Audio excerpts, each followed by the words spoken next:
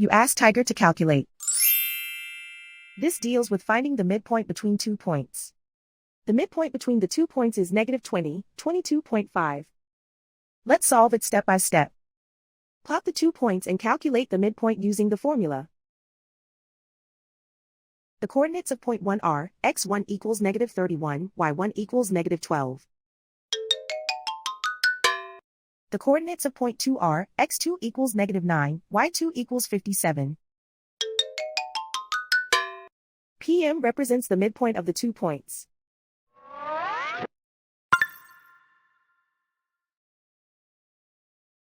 Use the x values in the midpoint formula to find the midpoints x.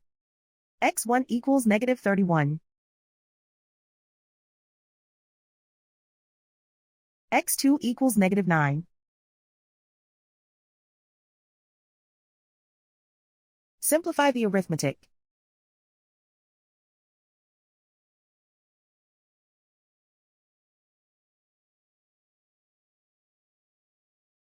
Use the y values in the midpoint formula to find the midpoints y. y1 equals -12. y2 equals 57. Simplify the arithmetic.